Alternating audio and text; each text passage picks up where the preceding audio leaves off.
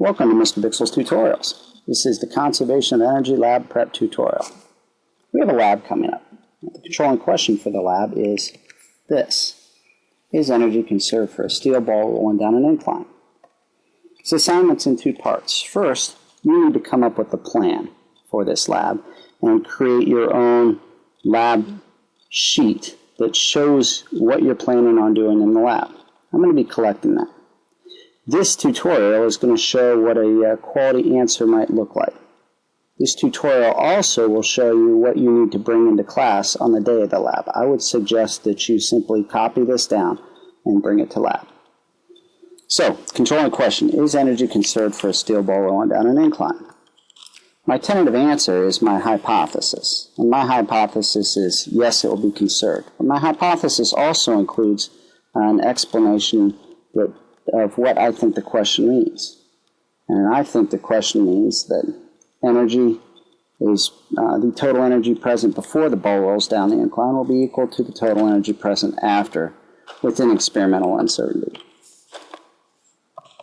So, the next thing we need is a picture. This is my picture. It shows the event. Here's the ball rolling down the incline and then across the floor. It also shows the things that I'm going to measure. I'm going to need to measure the height. I'm going to need to measure the distance the ball rolls on the floor. I'm going to need to measure the time it takes for the ball to roll that distance. Now, to conceptualize the lab, I'm going to use an energy flow diagram. That's this diagram right here. It's sectioned into two parts, energy before and energy after, and we'll be able to see whether those are actually equal. The system, which contains the objects of interest here, is the ball, the hill, and the earth. What type or types of energy does this system contain before the event? The event, again, being the ball rolling down the hill. Well, I can see right here that it's gravitational potential energy because this ball has mass, it has height, and it's also within the Earth's gravitational field. So I put GPE down.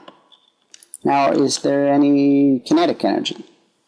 The ball starts off with a velocity of 0, and since the formulas for kinetic energy all contain velocity, I can safely say that the translational and rotational kinetic energy are 0.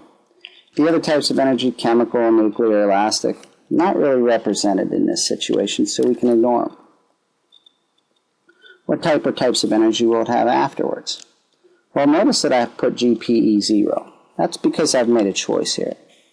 I've decided that this line right here is going to be my 0. It's going to be my 0 potential energy, gravitational potential energy reference. That'll be a height of 0, so when the ball's along that line, it'll have 0 gravitational potential energy. You might remember that from Energy Skate Park. So, what equations am I going to use? The total energy before equals the total energy after. Notice the question mark. I can't assume that that is actually equal. The question mark is there to show that I'm testing to see whether the total energy before is actually equal to the total energy after. So the total energy before is calculated out. That's just GP. We use MGH. Total energy after, it's translational plus rotational. There are those two equations. When I put them together, that's 1/2 plus 1/5 mv squared, which equals 7/10 mv squared. That's right there. Now, if you look at the equation right here, this is mathematically what the lab's all about. So the only thing left to do as far as preparation work is figure out how we're going to measure the different quantities in this equation.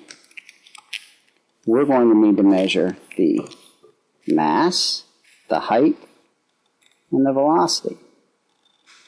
Now we can't measure velocity, but we do know that if we take distance divided by time, that equals velocity. So actually we're going to have to measure the mass, the height, the distance, and the time. And it's important that we identify the things that we have to measure, because those are the things we're going to have to do in lab. Now, let's start off with a measurement of height. right here.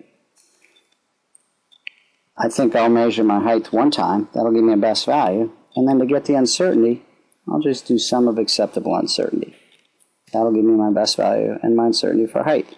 Notice I have this table for sources of acceptable uncertainty all set up. Next, mass. Same thing. I think I'll measure my mass once in a triple beam balance, and then use source of acceptable or sum of acceptable uncertainty to get my uncertainty for the mass.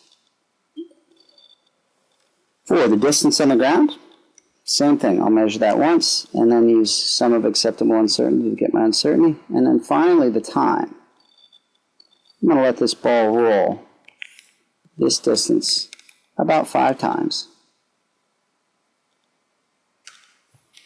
That way I can average my times and get my average, and I can use my calculator to do standard deviation similar to average deviation to get my uncertainty. Then I'm completed with my measurements. From there on out, it's all calculations. And the reason I haven't done the calculations is because I don't have the data yet.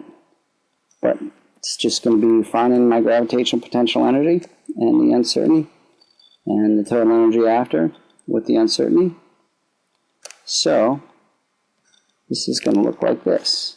GPE max equals mass max plus gravity max plus height. Maximum equals, and then the numbers are going. And for gravity, we're just going to use 9.80 plus or minus 0.01 newtons per kilogram. And we've got GPE best value equals the best value we have for mass times the best value we have for gravity times the best value we have for height. I'm not even going to put in the translational kinetic energy because I'm not sure how much space I'll need down here to finish out the gravitational potential energy, but this constitutes a good solution